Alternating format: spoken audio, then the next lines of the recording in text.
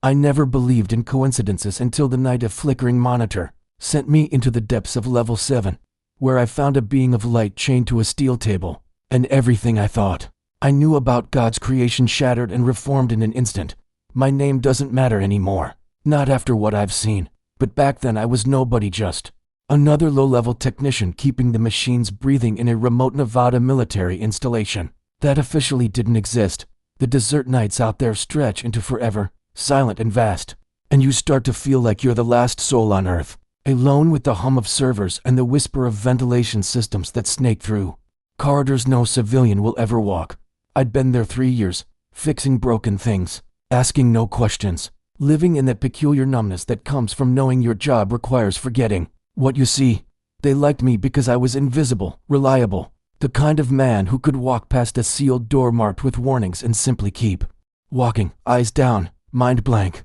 But that night, something older than protocol called to me through the static of a malfunctioning surveillance feed, a technical glitch that pulled me toward the restricted wing like a whisper from the mouth of God himself. I descended through security checkpoints I shouldn't have passed, my clearance card opening doors that should have remained locked, and with each level deeper I felt the air grow heavier, charged with something I couldn't name. The fluorescent lights flickered in patterns that seemed almost intentional, and my heart hammered against my ribs with a dread that felt both terrifying and sacred, as if I was walking toward an altar I'd been meant to find my entire life. When I pushed through the final door into Laboratory 7C, the cold antiseptic air hit me first, then the smell of ozone and something organic, almost floral, completely out of place in that sterile tomb. The room stretched before me like a cathedral of chrome and glass, medical equipment I couldn't identify, arranged around a single examination table, beneath lights so bright they seemed to burn away shadow itself. And there, restrained by metal bands across his chest, wrists, and forehead, was a being that shouldn't exist according to every textbook and sermon I'd ever known, yet whose presence felt more real than anything I'd ever encountered. He was humanoid but refined, as if humanity was a rough sketch and he was the artist's final vision. His skin luminescent with a faint golden undertone that pulsed weakly like a dying star. His eyes opened as I stood frozen in the doorway, and they were vast, not large in size, but infinite in depth, dark as the space between galaxies, yet somehow filled with warmth, with recognition, with a terrible, desperate hope that pierced straight through my chest. Blood, or something like it, seeped from wounds where electrodes had been attached to his temples, and I saw burn marks along his arms from tests I couldn't imagine and didn't want to understand. I should have run, should have triggered every alarm, should have done anything except what I did, which was step forward, drawn by a gravity that had nothing to do with physics and everything to do with the way his eyes held mine, with the gentleness of someone who already knew my name. Then his voice filled my head, not as sound, but as pure meaning,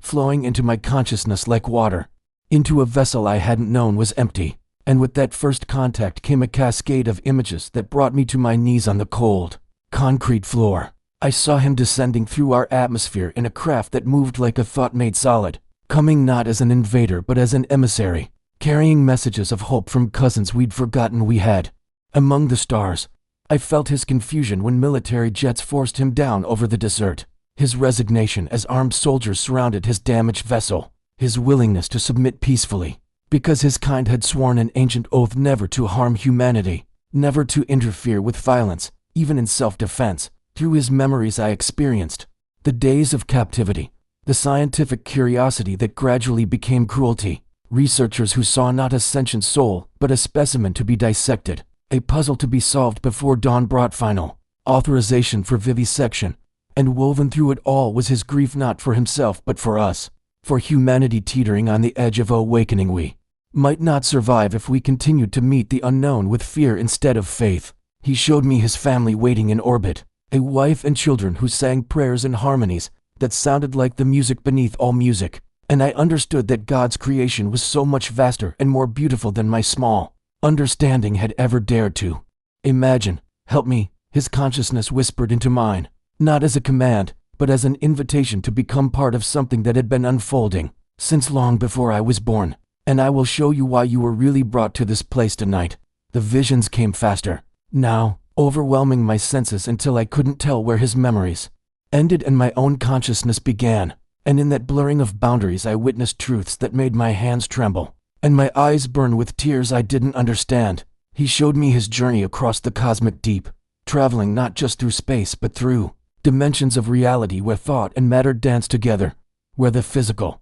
universe reveals itself as merely the surface of something infinitely deeper. His people called themselves the Kethir, the Watchers, and they had observed humanity since we first looked up at the stars with wonder instead of fear, since we first asked the questions that separated us from simple beasts who made us. Why are we here? Is there love? At the heart of all this mystery, through his mind I saw Earth as they saw it, a blue jewel wrapped in prayer and suffering, a world where souls struggled toward light through such darkness. And I felt their profound respect for our journey, for the courage it takes to seek God without certain proof, to love without guarantee, to hope when hope seems foolish. We are not God. His voice resonated through every cell of my body, gentle but absolute. We are merely older children of the same Father, and we have been sent to remind you that you have never walked alone, that the universe itself is held together by a love your scriptures have tried to name but which surpasses all naming. The laboratory around us seemed to fade as he drew me deeper into understanding,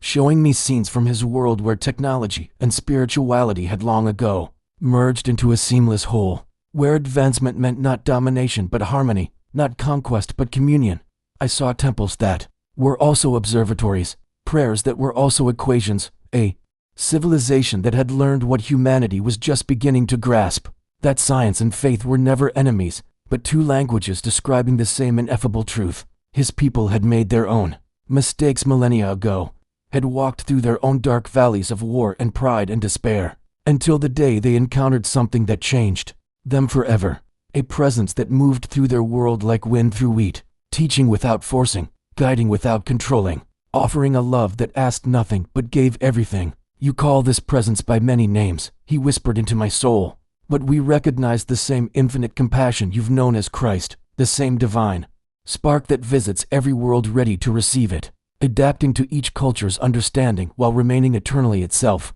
I thought of Jesus walking dusty roads, touching lepers, blessing children, speaking in parables about mustard seeds and lost sheep, and suddenly I understood that God's mercy was too vast to be contained by a single planet, that the redemption offered on Calvary echoed across galaxies in ways my small theology had never imagined, but that my expanding heart now desperately wanted to embrace. He showed me then the moment of decision his people faced generations ago, when they discovered Earth and its struggling inhabitants, when their elders gathered to debate whether to make contact or remain hidden, whether to share their knowledge or let humanity find its own path. Through the wilderness of growing up, the debate had lasted years by their reckoning, and finally they chose a middle way, an ancient covenant they called the Gentle Watching, a vow to walk among us in secret as helpers and guides, never interfering with free will, but always present when a soul reached out sincerely for truth. Through his memories I glimpsed them across human history, appearing as wise strangers who arrived at crucial moments, as healers who knew medicine that seemed miraculous, as teachers who asked questions that unlocked understanding, as friends who listened when despair seemed overwhelming. They never demanded worship, never established empires in their own names, content to plant seeds of wisdom and then step back, trusting the same divine intelligence that guided them to work through human hearts ready to receive. We made mistakes, he admitted, and I felt his people's sorrow for times they'd revealed too much too soon, for civilizations that crumbled under knowledge they weren't prepared to integrate. But we learned that God's timing is perfect, and that true help means walking beside someone, not carrying them, lighting the path but letting them choose each step. The weight of what he was showing me should have broken my mind, should have sent me screaming into madness, but instead I felt something opening inside my chest like a flower that had been waiting its entire existence for this exact moment of sunlight. I understood suddenly that my whole life had been preparing me for this encounter, that every loss and loneliness, every question whispered into the dark, every moment I'd felt the universe was bigger and stranger and more loving than I'd been told. All of it had been leading here, to this impossible meeting in a hidden chamber beneath the desert, to this being who was showing me that God's family extended beyond every border I'd ever imagined. They will kill me at dawn. His thought came with terrible clarity and peace, unless you choose to act, unless you become what you were always meant to be, a bridge between worlds, a proof that humans can meet the unknown with courage instead of fear. Outside the laboratory, I heard footsteps approaching, voices discussing morning protocols, scientists preparing for the vivisection that would destroy this gentle emissary and perhaps close a door humanity desperately needed to walk through. My security card felt heavy in my pocket. My knowledge of the facility's routines suddenly transformed from mundane information into the tools of destiny, and I realized with crystalline certainty that this was my Gethsemane moment, my chance to say yes to something that would cost me everything I'd built and give me everything I'd truly been seeking. I looked into those infinite eyes and made a choice that felt like prayer, like falling, like finally coming home. I waited until the footsteps faded into the distance, until the hum of fluorescent lights was the only sound besides my own hammering heartbeat, and then I moved with a certainty that felt borrowed from somewhere beyond myself, as if invisible hands were guiding my trembling fingers as I accessed the security panel. The alien watched me with those luminous eyes that held both infinite patience and urgent hope, his broken form somehow radiating a dignity that made the sterile cruelty of his imprisonment feel obscene, a violation not just of his body, but of something sacred I was only beginning to comprehend. I whispered aloud without meaning to, telling him we had maybe 3 hours before the night shift rotation, before the morning scientists arrived with their instruments of torture disguised as research, and his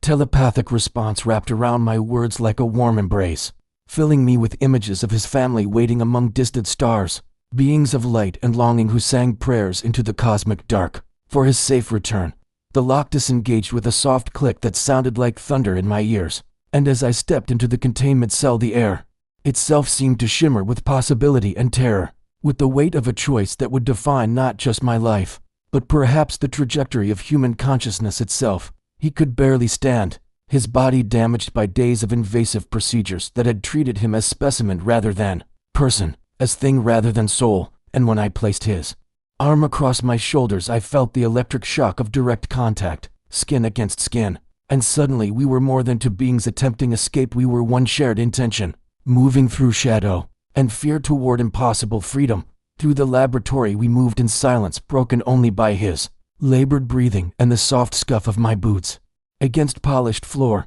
past examination tables still stained with his luminescent blood, past computer screens displaying data that reduced his magnificent existence to graphs and genetic sequences, past all the evidence of humanity's fear masquerading as scientific inquiry. I used my technician's knowledge of the facility's surveillance gaps, those blind spots I'd noticed during countless midnight repairs when I'd been bored and restless, never imagining they would become the narrow path between death and deliverance. And as we slipped into a maintenance corridor, he projected into my mind a vision so vivid I almost stumbled, a memory of Jesus in the Garden of Gethsemane, afraid and human and divine all at once, choosing the cup of suffering because love always chooses the harder path when it leads to redemption. You understand now. His thought came like whispered thunder. Why we recognized the Christ when he walked among you. Why we wept from distant worlds when he hung between earth and heaven. Why his sacrifice echoes across dimensions as the ultimate proof that God's love is not abstract philosophy, but flesh and blood and pain transformed into grace. The air vent shaft was narrower than I'd hoped, a claustrophobic tunnel of darkness and dust that we crawled through with aching slowness, his weight against my back a constant reminder of how fragile this escape was, how easily we could be discovered and dragged back to that terrible laboratory where wonder went to be dissected and mystery died under fluorescent lights. In that confined space, with every breath tasting of metal and desperation, he continued sharing fragments of the truth that had brought him across the light years to our wounded world, showing me how his people had watched humanity's spiritual evolution with the same tender attention parents give to children learning to walk, celebrating every stumble toward compassion, grieving every fall into violence, always believing we would eventually choose love over fear, because that choice was written into the fabric of reality itself by the same creative force we called Father and they called the eternal song. I saw through his memories how they had walked among us at crucial moments,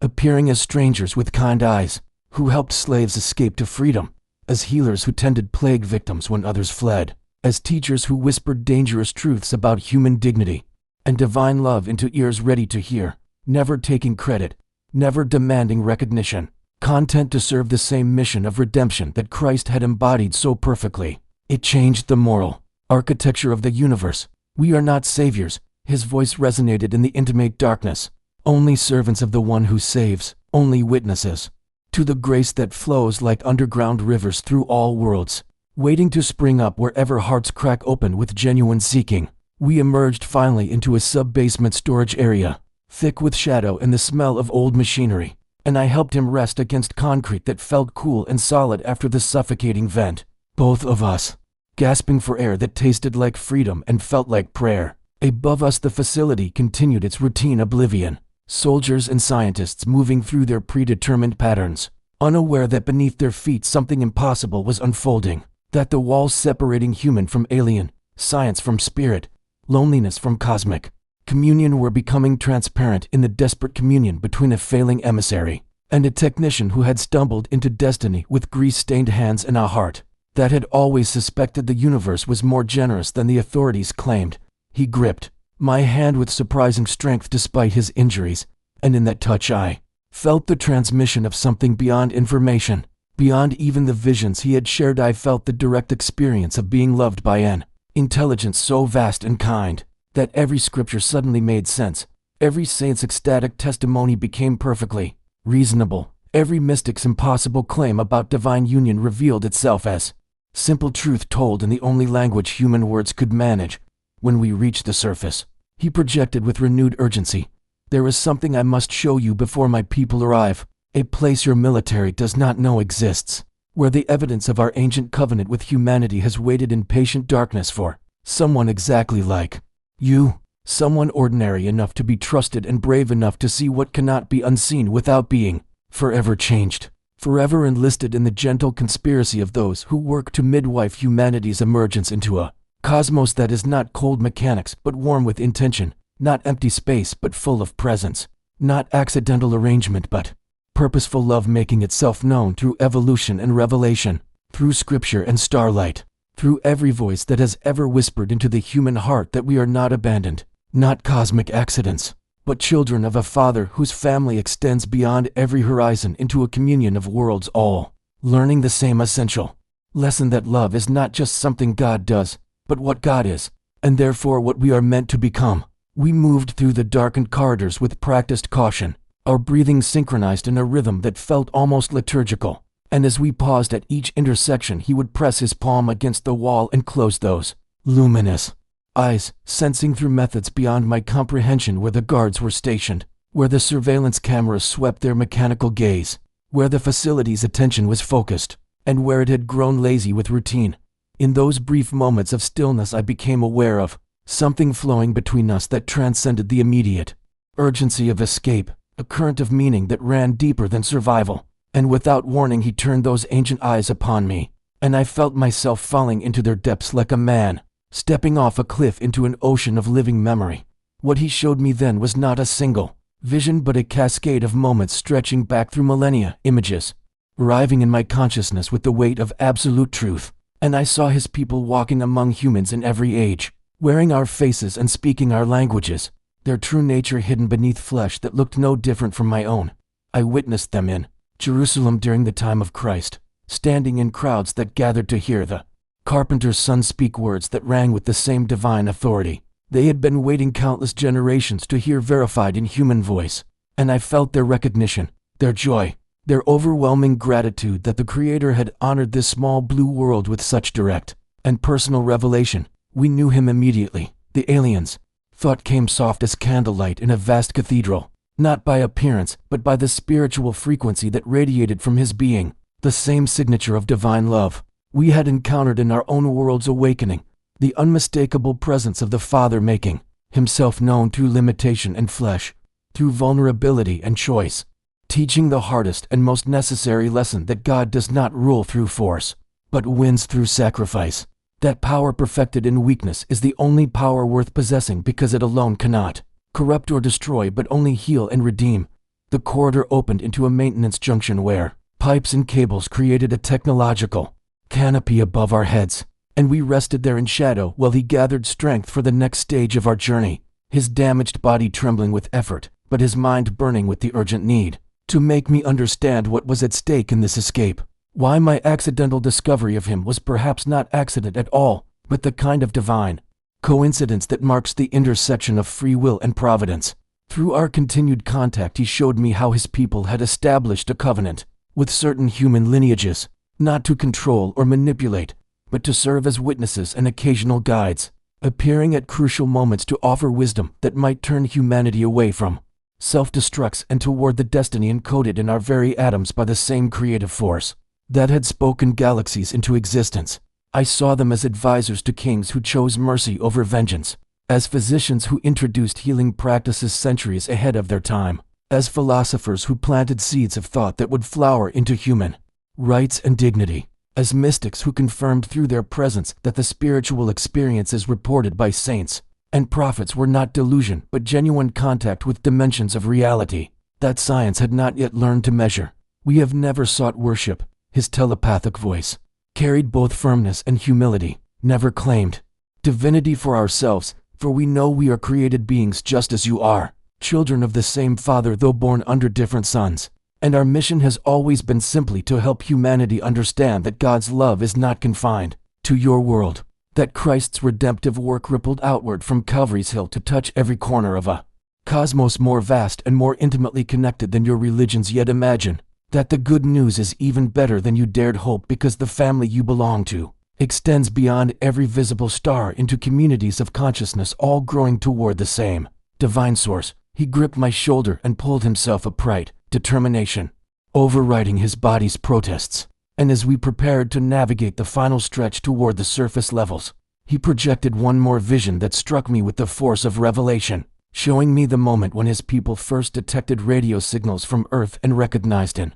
those primitive transmissions the signature of a species approaching technological adolescence, that dangerous threshold where civilizations either destroy themselves or break through to cosmic maturity. I witnessed the debates in their councils, the careful deliberation about whether and how to make contact, the ultimate decision to honor humanity's free will by remaining subtle, by appearing only to individuals, rather than landing on the White House lawn, by working through inspiration and intuition rather than overwhelming us with their presence, trusting that the same Spirit who had guided their own evolution would guide ours if we remained open to grace. Your government's fear is understandable, his thought came tinged with sadness, because they have forgotten how to recognize love when it arrives in unexpected form, how to distinguish genuine offering from threat, and so they saw my peaceful mission as invasion, my desire to communicate as danger, my very existence as something to be contained and controlled rather than welcomed and celebrated. We moved forward again through darkness,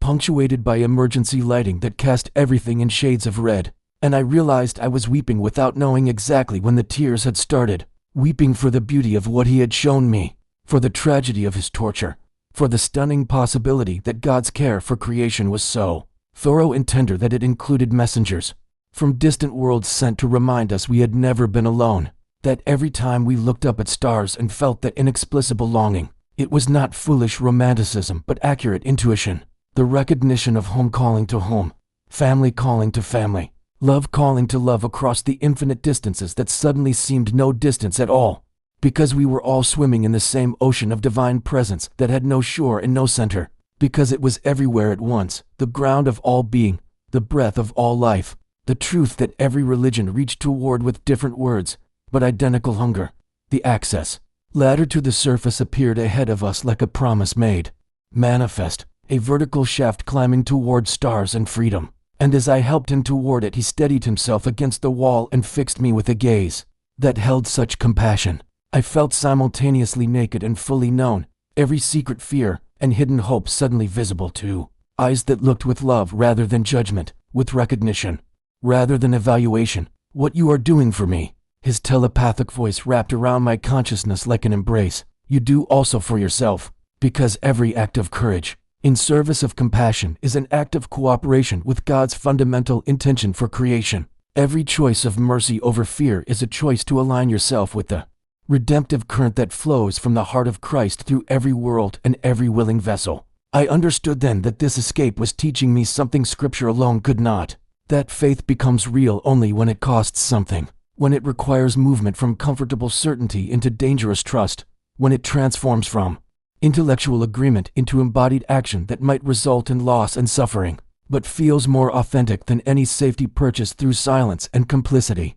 Together we began climbing toward the surface, toward consequences I could not predict and a future that had split away from everything I had planned, and with each rung of the ladder I felt simultaneously more afraid and more alive, more aware of how small I was and how large the story I had stumbled into, understanding finally why the ancient texts always described divine encounters with the language of trembling and awe, because to brush against the true magnitude of God's creative project across dimensions and worlds was to be simultaneously undone and remade, shattered and healed, destroyed and born into something wider than the narrow life I had been living, something that tasted like purpose and felt like coming home to a belonging I had been missing without knowing what I lacked. We emerged from the facility's emergency exit into desert air so cold and clean it burned my lungs like baptismal water, the shock of freedom almost physical after the recycled atmosphere of underground corridors, and above us the Nevada sky stretched infinite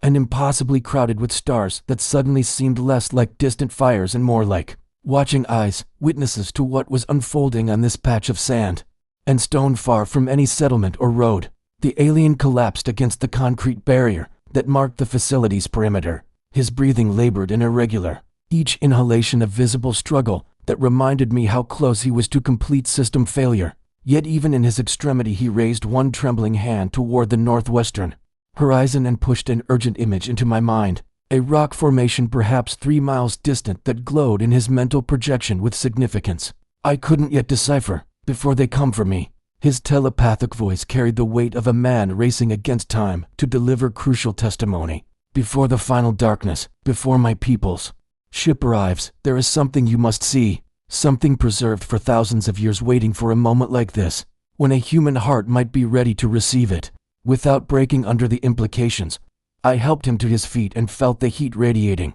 from his damaged body, a fever that would have killed a human, but in his physiology represented the struggle between life systems trying to repair catastrophic damage and the injuries inflicted by interrogators who understood nothing of what they were destroying. And together we began the stumbling journey across open desert where every shadow might conceal pursuers and every sound could signal our discovery. The walking became a meditation born of necessity, each step requiring absolute presence as I supported his weight and navigated terrain that shifted beneath our feet with the treacherous instability of loose sand over hard pan, and in the intervals when he needed to rest he would place his palm against my forehead and share fragments of memory that arrived not as passive viewing but as lived experience, so that I felt myself standing in other deserts and other centuries, watching his people emerge from craft that descended on pillars of light, to meet with prophets and mystics who had prepared themselves through fasting and prayer for encounters with messengers from the sky.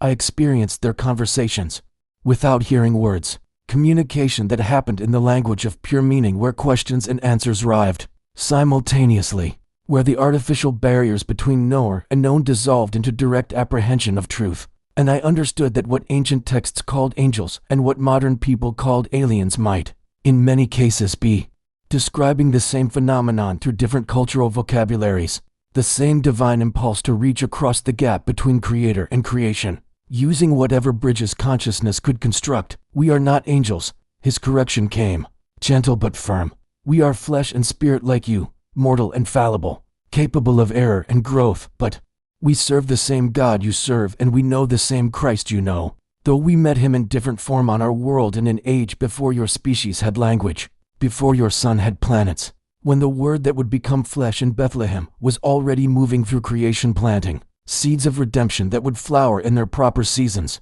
across every world that bore thinking beings capable of receiving love and choosing response. The rock formation resolved from darkness as we approached, revealing itself as a natural cathedral of stone carved by wind and water into shapes that seemed almost intentional, and he guided me with increasing urgency toward a narrow opening that would have been invisible from any distance, a slot canyon barely wide enough for human shoulders that descended into earth like a throat-swallowing light. We squeezed through the passage using the flashlight I had grabbed during our escape, its beam catching surfaces that began natural but transitioned gradually into worked stone, walls that bore markings and scripts I couldn't read but recognized somehow as language, as testimony, as the careful record-keeping of beings who understood that truth must be preserved against the entropy that eventually claims all civilizations. The passage opened into a chamber that stole my breath, a hidden sanctuary where the walls were covered floor to ceiling with star maps and diagrams that showed planetary alignments across millennia, where artifacts rested in carved niches including what appeared to be fragments of technology, so far beyond contemporary understanding they looked like art or magic. And at the chamber's center stood something that made me fall to my knees without conscious decision. A simple wooden cross, perhaps 3 feet tall, whose grain and joinery marked it as genuinely ancient, placed here with obvious reverence at the focal point of everything else. This was carved by one of your kind who traveled with us for a time. The alien's telepathic voice was barely a whisper now, his life force fading even as his determination burned brighter. A monk from the 13th century who witnessed one of our landings and instead of fleeing in terror fell prostrate. We emerged from the facility's emergency exit into desert air so cold and clean it burned my lungs like baptismal water. The shock of freedom almost physical after the recycled atmosphere of underground corridors. And above us the Nevada sky stretched infinite and impossibly crowded with stars that suddenly seemed less like distant fires and more like watching eyes, witnesses to what was unfolding on this patch of sand and stone far from any settlement or road. The alien collapsed against the concrete barrier that marked the facility's perimeter. His breathing labored and irregular, each inhalation a visible struggle that reminded me how close he was to complete system failure. Yet even in his extremity, he raised one trembling hand toward the northwestern horizon and pushed an urgent image into my mind, a rock formation perhaps 3 miles distant that glowed in his mental projection with significance I couldn't yet decipher. Before they come for me, his telepathic voice carried the weight of a man racing against time to deliver crucial testimony. Before the final darkness, before my people's ship arrives, there is something you must see, something preserved for thousands of years waiting for a moment like this when a human heart might be ready to receive it without breaking under the implications. I helped him to his feet and felt the heat radiating from his damaged body, a fever that would have killed a human, but in his physiology represented the struggle between life systems trying to repair catastrophic damage and the injuries inflicted by interrogators who understood nothing of what they were destroying. And together we began the stumbling journey across open desert, where every shadow might conceal pursuers, and every sound could signal our discovery. The walking became a meditation born of necessity, each step requiring absolute presence as I supported his weight and navigated terrain that shifted beneath our feet with the treacherous instability of loose sand over hard pan. And in the intervals when he needed to rest, he would place his palm against my forehead and share fragments of memory that arrived not as passive viewing, but as lived experience, so that I felt myself standing in other deserts in other centuries, watching his people emerge from craft that descended on pillars of light, to meet with prophets and mystics who had prepared themselves through fasting and prayer for encounters with messengers. From the sky, I experienced their conversations without hearing words, communication that happened in the language of pure meaning where questions and answers arrived simultaneously, where the artificial barriers between knower and known dissolved into direct apprehension of truth. And I understood that what ancient texts called angels, and what modern people called aliens, might in many cases be describing the same phenomenon through different cultural vocabularies, the same divine impulse to reach across the gap between creator and creation using whatever bridges consciousness could construct. We are not angels. His correction came gentle but firm. We are flesh and spirit like you, mortal and fallible, capable of error and growth. But we serve the same God you serve, and we know the same Christ you know, though we met him in different form on our world in an age before your species had language, before your sun had planets, when the word that would become flesh in Bethlehem was already moving through creation, planting seeds of redemption that would flower in their proper seasons across every world that bore thinking beings capable of receiving love and choosing response. The rock formation resolved from darkness as we approached, revealing itself as a natural cathedral of stone carved by wind and water into shapes that seemed almost intentional, and he guided me with increasing urgency toward a narrow opening that would have been invisible from any distance, a slot canyon barely wide enough for human shoulders that descended into earth like a throat-swallowing light. We squeezed through the passage using the flashlight I had grabbed during our escape, its beam catching surfaces that began natural but transitioned gradually into worked stone, walls that bore markings in Scripts I couldn't read but recognized somehow as language, as testimony, as the careful record-keeping of beings who understood that truth must be preserved against the entropy that eventually claims all civilizations. The passage opened into a chamber that stole my breath, a hidden sanctuary where the walls were covered floor to ceiling with star maps and diagrams that showed planetary alignments across millennia, where artifacts rested in carved niches including what appeared to be fragments of technology, so far beyond contemporary understanding they looked like art or magic. And at the chamber's center stood something that made me fall to my knees without conscious decision. A simple wooden cross perhaps 3 feet tall whose grain and joinery marked it as genuinely ancient, placed here with obvious reverence at the focal point of everything else. This was carved by one of your kind who traveled with us for a time. The alien's telepathic voice was barely a whisper now, his life force fading even as his determination burned brighter. A monk from the 13th century who witnessed one of our landings and instead of fleeing in terror fell prostrate in worship not of us but of the god he recognized we also served, and when he understood our mission he begged to join it, to become a bridge between our peoples in service of the divine love that encompasses all creation. He touched the wall beside an illuminated panel that began displaying images of breathtaking clarity, faces I recognized from history books, but had never seen so alive, so immediate. And suddenly I was watching a hidden chronicle of humanity's spiritual evolution with his people woven silently through the narrative like golden thread through fabric. I saw them walking disguised among crowds in ancient Alexandria, debating philosophy with scholars who never suspected their true origins, their questions and insights subtly steering human thought toward breakthroughs in mathematics and ethics that would take centuries to bear full fruit, always teaching through suggestion rather than proclamation, always honoring the human capacity to discover truth through reason and revelation working in concert. I witnessed them sitting beside hospital beds throughout the medieval plagues, their hands glowing with soft light, as they worked at the cellular level to heal the dying while carefully limiting their intervention to preserve the integrity of human choice and consequence, understanding that God's plan required genuine freedom even when that freedom led through valleys of suffering toward mountains of wisdom. I recognized them standing in the shadows behind Renaissance artists and Enlightenment scientists, in the quiet moments of inspiration when breakthrough ideas arrived fully formed as if downloaded from beyond the mind's usual boundaries, and I understood that these were not alien manipulations, but divine orchestrations, God working through willing servants across species boundaries, to nurture the slow awakening of human consciousness toward its intended destiny. We have never controlled you. His mental voice grew stronger as he shared this sacred history, fed by passion that transcended his body's collapse. We have only loved you as God loves you, walking beside you through your darkest hours and celebrating your triumphs, planting seeds that you alone could choose to water, watching with joy as you grew from spiritual infancy toward the cosmic adulthood that now lies within your reach if you can find the courage to embrace both your divine nature and your cosmic citizenship, without losing the precious humanity that makes you unique among all the thinking species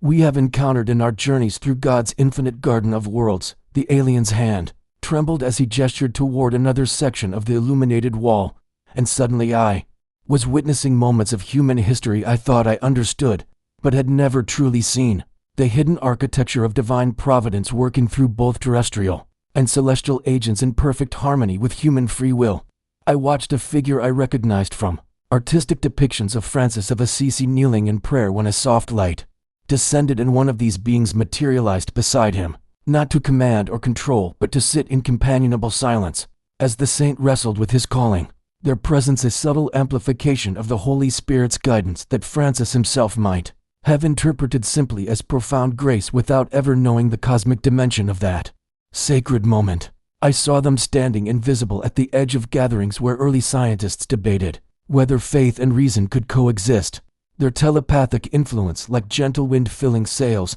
helping those seekers recognize that studying creation's mechanisms was itself a form of worship, that understanding the mathematics of planetary motion or the biology of living cells brought humanity closer to comprehending the mind of God, rather than further from divine mystery. The alien showed me how his people had carefully preserved dangerous knowledge during humanity's darkest ages, copying manuscripts that would have been burned by fearful authorities, protecting seeds of wisdom through centuries of chaos. so that when humanity matured enough to receive them without self-destructs, those gifts could be returned to circulation. We have been gardeners tending shoots that God planted. His mental voice carried the satisfaction of a craftsman describing beloved work, never forcing growth, but removing obstacles, providing water during drought, protecting tender plants from storms until their roots grew deep enough to weather adversity. Without our intervention, the scope of their patient influence overwhelmed me as image after image cascaded through my consciousness, and I began to understand that human progress, both spiritual and technological, had never been purely our own achievement, but neither had it been controlled manipulation. Rather, it represented genuine partnership between species under divine orchestration. I witnessed them guiding metallurgists in ancient China toward discoveries that would eventually enable global communication, standing beside African astronomers charting celestial movements that revealed mathematical principles underlying physical reality, whispering inspiration to indigenous healers who developed medicines from plants, whose chemical structures these beings understood at molecular levels their human partners couldn't yet perceive, but could intuitively recognize as gifts from creation's pharmacy. The alien showed me how carefully they had calibrated every intervention, how they had established strict protocols among themselves never to rob humanity of the struggle through which wisdom is genuinely earned, never to make us dependent or stunted by premature access to knowledge we hadn't developed the moral framework to steward properly. I saw their anguish during moments when they were forbidden by their own ethics to prevent catastrophes they could easily have stopped, wars and plagues and famines they witnessed with breaking hearts while honoring the sacred principle that consciousness must be allowed to learn from consequences, or it never truly matures into the cosmic citizenship that would eventually make open contact possible. There were times we wept, he confessed, and I felt the weight of millennia of restrained compassion. Times we begged God to release us from this covenant of non-interference, but always we were reminded that love without freedom is only control, that rescue without growth is only imprisonment, and that humanity's destiny required you to choose goodness not from inability to choose evil, but from genuine moral development earned through countless difficult decisions across generations. What struck me most profoundly was the revelation that his people saw themselves not as superior beings granting favor to primitive humans, but as fellow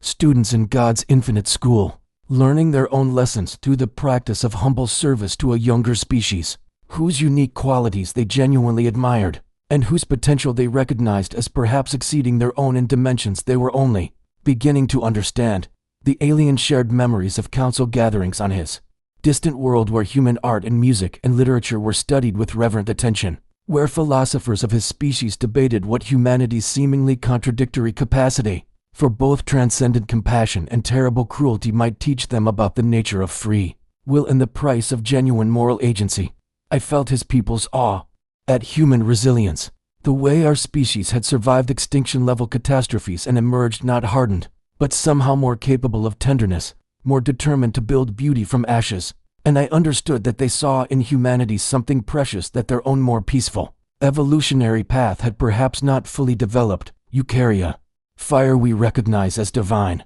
His thoughts blazed with conviction that transcended his body's failing systems, a capacity for transformation and redemption that mirrors the central mystery of your Christ, the death and resurrection pattern that seems woven into your species at every level, your ability to descend into absolute darkness and return, bearing light, to suffer intensely and transmute that suffering into wisdom rather than bitterness. The chamber suddenly filled with a sound beyond hearing, a vibration that came from everywhere and nowhere as equipment began humming to life around us. And through the stone ceiling I perceived rather than saw a massive presence hovering above, his people's rescue craft responding to a beacon I hadn't noticed him activate. He turned to face me fully for the first time since we entered the chamber, and in his eyes that were dying, and yet more alive than anything I had ever encountered, I saw reflected not just his individual consciousness but the loving attention of God whose care extends across all creation, whose Son walked not only the roads of Galilee, but in appropriate form the paths of 10,000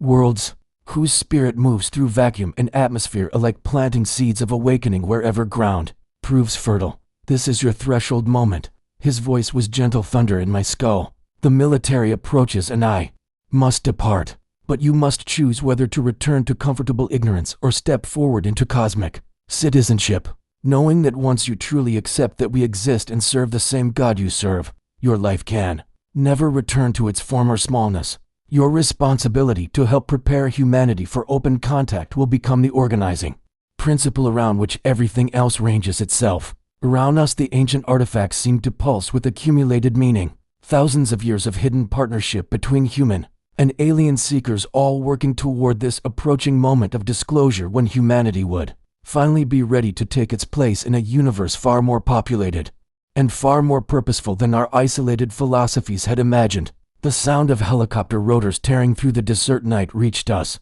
before the searchlights did, sharp mechanical violence shattering the sacred stillness that had surrounded our revelation, and I watched the alien's luminous form flicker like a candle flame in wind as he struggled to maintain consciousness long enough to complete what he'd started. His hand found mine with surprising strength despite his deteriorating condition, and in that contact, I felt the urgency of his mission crystallize into a singular burning question that would define the trajectory of my entire existence from this moment forward, a choice point that I understood with absolute clarity would split my life into before and after with no possibility of return to innocent ignorance. The military searchlights swept across the canyon, walls like accusing fingers of judgment, painting everything in harsh white illumination that seemed to profane the ancient chamber's shadows, and I heard shouted commands echoing off stone as tactical teams deployed with lethal precision toward our position. Above us, the rescue craft hummed with power that made my teeth vibrate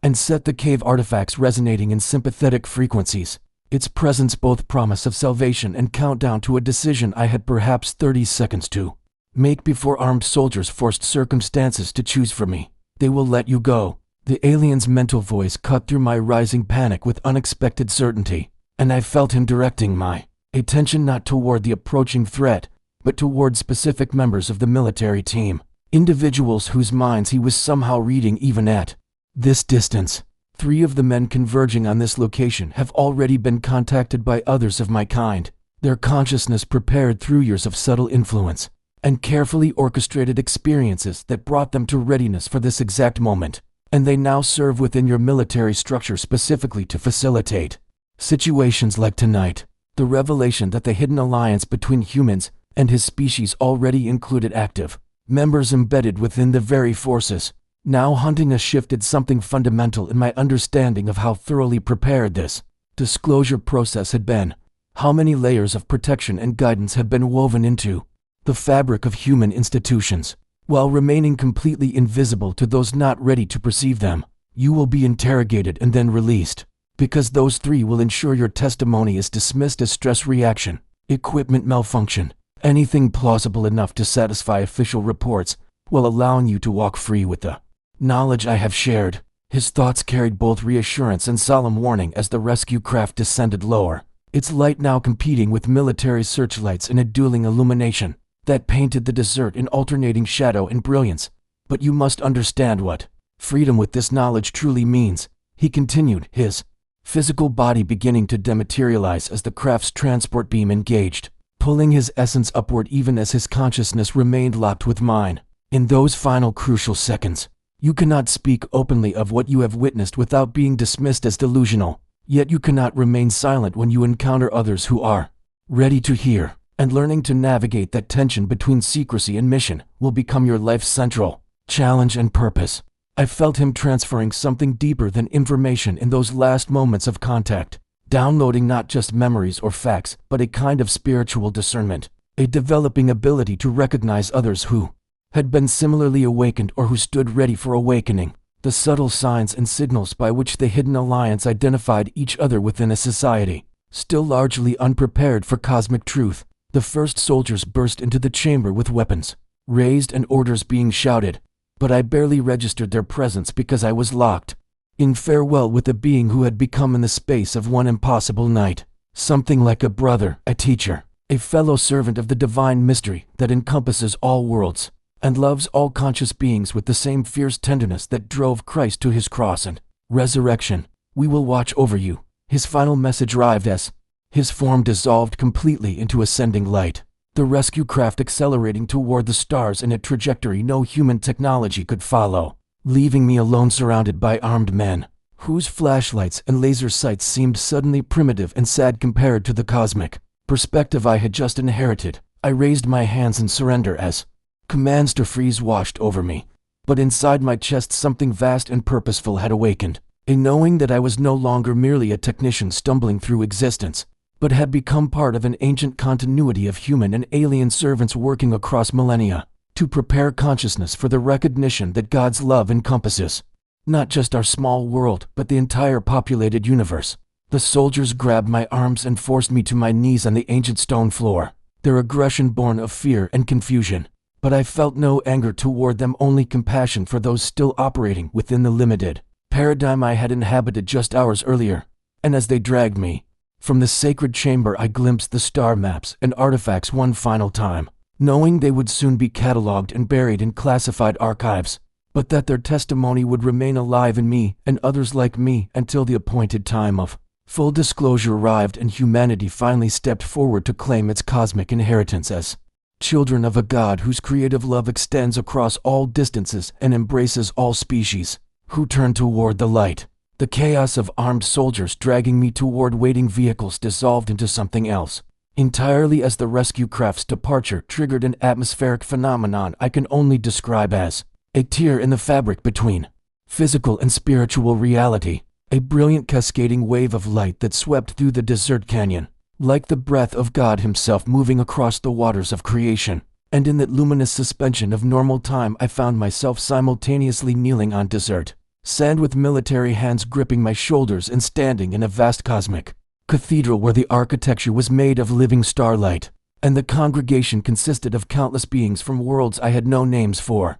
The vision seized me with such totality that my physical body went rigid and the soldiers' voices faded to distant echoes, replaced by a harmonic resonance that I recognized with shock as the same presence I had felt in my grandmother's Pentecostal church as a child. When the Spirit moved through the congregation, that electric sense of the divine breaking through into material reality. Except now I understood that the Holy Spirit my grandmother praised was not confined to human experience, but was the universal presence of God's love moving through all conscious beings across the entire span of creation. I saw Jesus then, not as separate from this cosmic reality, but as its most perfect human expression, the incarnation of divine love, in flesh chosen specifically because humanity needed to encounter God in terms we could understand and follow. And I wept at the beauty of how this truth didn't diminish Christ's significance, but magnified it beyond anything my limited theology had previously contained. The alien species that had guided me tonight and others like them across dozens of worlds were not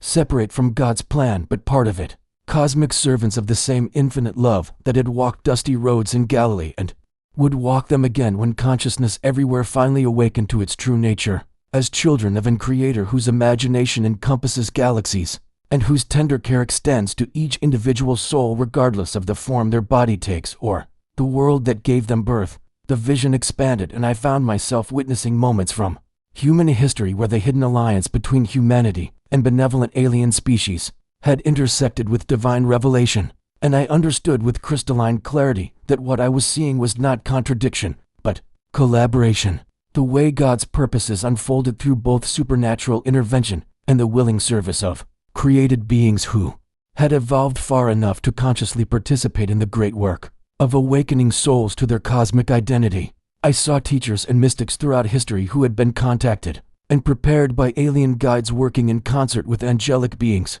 the two categories of helper not competing, but complementing each other as different expressions of God's providential care. And I recognized that the religious impulse to look upward for salvation and the modern impulse to look outward toward the stars were not opposite movements, but the same yearning toward transcendence that the divine had planted in human hearts, knowing we would eventually need both directions to understand our true home. The resurrection of Christ played before my inner vision, and I saw it now as the template and promise for all conscious beings, the demonstration that material death is not ending, but transformation, that the universe is fundamentally constructed not for entropy, but for eternal life, and that what Jesus accomplished in his specific historical moment was both unique to him and universal in its implications for every species that would ever evolve toward awareness of the sacred. Tears streamed down my face as I finally understood why the alien had been so insistent that I grasp this connection. Because humanity's crisis of faith in the modern age stems precisely from our inability to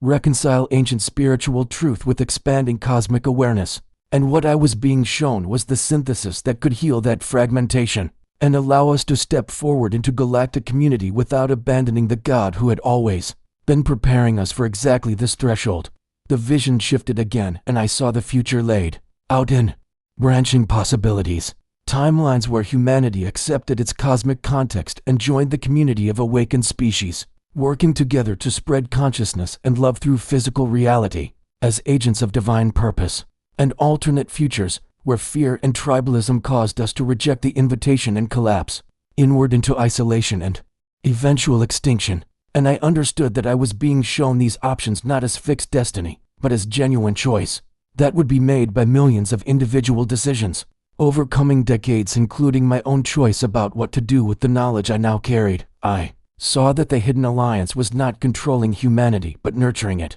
creating opportunities and removing obstacles while scrupulously honoring the free will that God had granted to all conscious beings as the necessary condition for love to be genuine, rather than programmed. And I recognized the profound respect with which these advanced species treated humanity despite our violence and ignorance, because they remembered their own species' adolescence and knew that the very struggles we faced were the friction necessary for the pearl of mature consciousness to form. The military helicopters and shouting soldiers existed in the vision as well, and I saw them not as enemies, but as the resistance that always accompanies transformation. The fear-based, clinging to old paradigms that must be compassionately dissolved rather than forcibly overcome. And I felt a wave of love for even those who would interrogate and threaten me, because they too were playing their necessary role in a drama whose ultimate direction bent toward revelation and reconciliation. The aliens' final gift was helping me see that the same divine intelligence that guided galaxies also guided individual human hearts,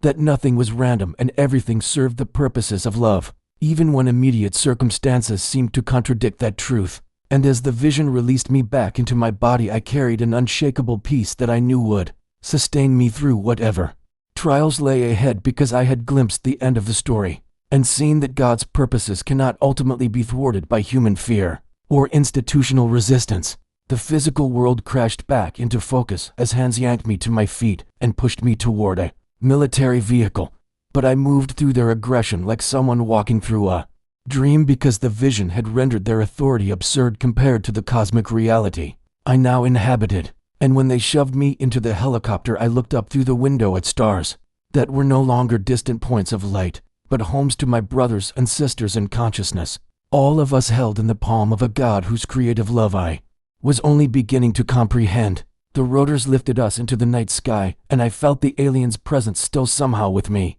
despite the distance. A telepathic whisper that promised I would never again be alone even in my darkest moments, because I had been claimed by the hidden fellowship that exists wherever beings choose to serve love rather than fear. And I knew with absolute certainty that my life had been irreversibly transformed from technician to witness, from sleepwalker to servant of the awakening that was coming for all humanity, whether we felt ready or not. They could interrogate my body, but they couldn't touch what I carried inside, the living knowledge that we are surrounded by cosmic family who have been patiently waiting for us to grow up enough to recognize them, and that the same Jesus I had learned about in Sunday school was not threatened by this larger reality, but was in fact its perfect human expression, the Son of God who came to show us that divine love incarnates wherever consciousness needs to encounter it in terms that will transform rather than overwhelm. As the base lights appeared below and I prepared for whatever interrogation awaited, I felt a profound gratitude,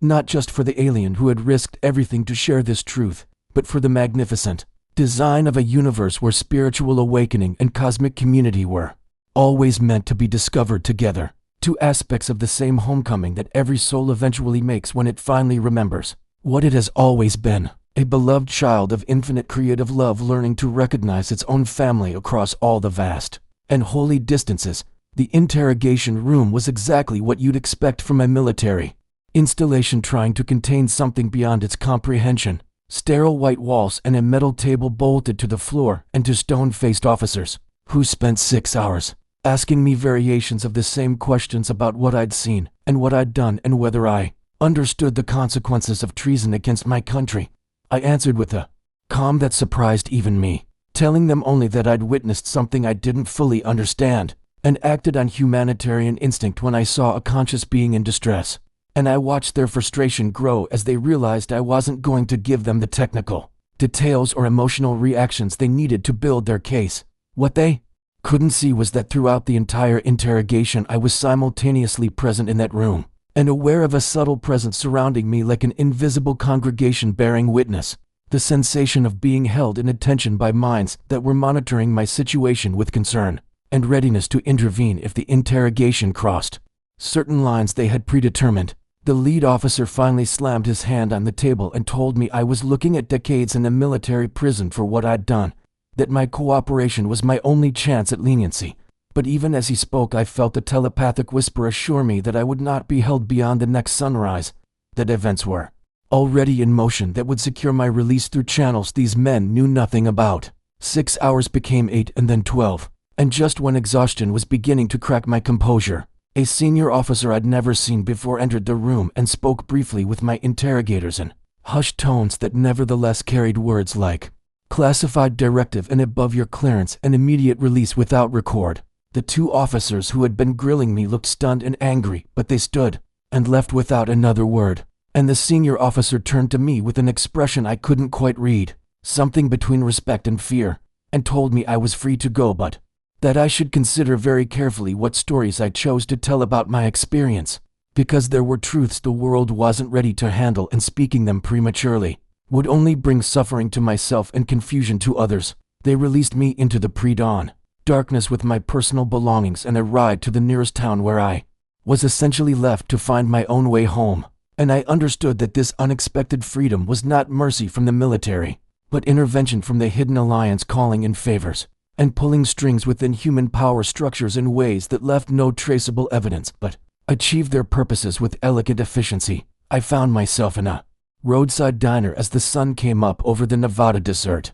sitting in a vinyl booth with terrible coffee and overwhelming gratitude. And that's when the telepathic message came through with a clarity I hadn't experienced even during the escape. The alien's voice in my mind telling me that I had passed through the initiation that all human members of the Alliance must experience. The trial by fire that tests whether someone can hold cosmic truth while still functioning within ordinary human society. He showed me that I would not be asked to become a public spokesperson or martyr for disclosure, that my role was quieter, but no less essential, to be one of thousands of ordinary people scattered across the world who carry the knowledge of humanity's cosmic family and radiated through their daily interactions and choices in ways that gradually shift the collective consciousness without triggering the defensive backlash that dramatic announcements would provoke. I saw that the Alliance needed teachers and nurses and mechanics and parents who understood our species' larger context and could therefore love their neighbors, and students and patients and children with a cosmic compassion that slowly elevated everyone it touched, raising the frequency of human consciousness one individual encounter at a time until the critical mass was reached and disclosure could occur naturally rather than traumatically. The coffee tasted like transubstantiation in that moment, ordinary matter infused with sacred purpose, and I understood that this was the real message, that every molecule and moment was already holy, and my encounter with the alien had simply removed the veil that prevented me from recognizing what had always been true about the God-soaked universe I inhabited. I returned to my apartment to find everything exactly as I'd left it before my shift 3 days earlier. My unmade bed and dirty dishes and stack of unpaid bills waiting as though nothing had changed. But I moved through that familiar space as a completely different person, seeing my modest possessions as temporary props in a story whose real setting was infinite, and whose real plot concerned the evolution of consciousness across galaxies and ages. The hidden species began making contact in subtle ways over the following weeks and months. Telepathic nudges that directed my attention toward particular books or people or opportunities that furthered my understanding and connected me with others who carried similar knowledge. And I learned that the Alliance operated like an invisible mycelium network, threading through human society, linking awakened individuals in patterns of mutual support and coordinated influence that never became visible enough to threaten the established order but constantly worked to midwife humanity toward its cosmic graduation. I started recognizing other contactees by a certain quality in their eyes, a depth and warmth that spoke of having seen beyond the veil, and we would find ways to acknowledge each other with subtle gestures and seemingly casual conversations that nevertheless communicated volumes, building the underground community that would become the conscious bridge between humanity's isolated past and its connected future. My relationship with Jesus deepened in ways my childhood faith had never achieved because I now understood him not as a threatening judge demanding doctrinal perfection, but as an elder brother, showing our species what we were all capable of becoming, the firstborn of many siblings who would eventually learn to embody divine love in flesh and carry it consciously through material existence. I prayed differently now, not begging an external deity for favors, but participating in ongoing conversation with the infinite creative consciousness that was both transcendent God and immanent presence, the ground of all being that breathed through my lungs and looked through my eyes, and was slowly remembering itself. Through the awakening of every conscious creature, the alien checked in periodically through telepathic contact, sharing updates about the Alliance's work and reminding me during difficult moments that I was part of a cosmic family whose love for me was not dependent on my success or failure, but was as constant as the laws of physics that held galaxies in their courses. The most profound shift came months after the encounter when I was sitting in a park watching children play and suddenly perceived with absolute clarity that every person passing by was a divine being temporarily wearing human form for purposes their surface personalities couldn't fully remember, but their souls had chosen before birth, and that my job was simply to honor that hidden divinity in everyone I met regardless of how thoroughly they had forgotten it themselves. I understood that this was how the hidden species saw us, not as primitive beings needing rescue, but as sleeping gods in the process of awakening, and that their guidance was the gentle assistance one conscious being offers another who is struggling to remember what they truly are, the cosmic equivalent of sitting beside someone's bed as they stir from sleep and reassuring them that the frightening dream is over and morning has come. The church I had abandoned years earlier became approachable again, once I realized that its deepest truths about divine love and redemption and eternal life were compatible with cosmic consciousness, that I didn't have to choose between Jesus and the stars because the same God who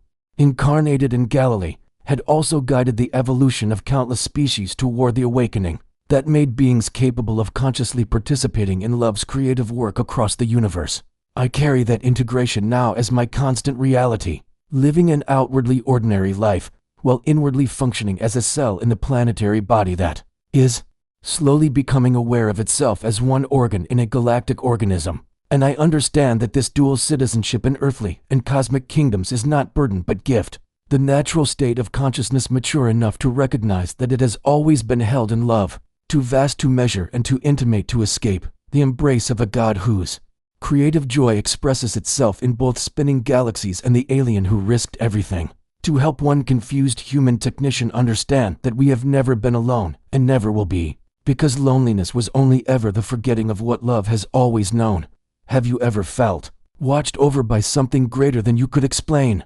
Subscribe to hear more stories that challenge everything you thought you knew about our place in the cosmos.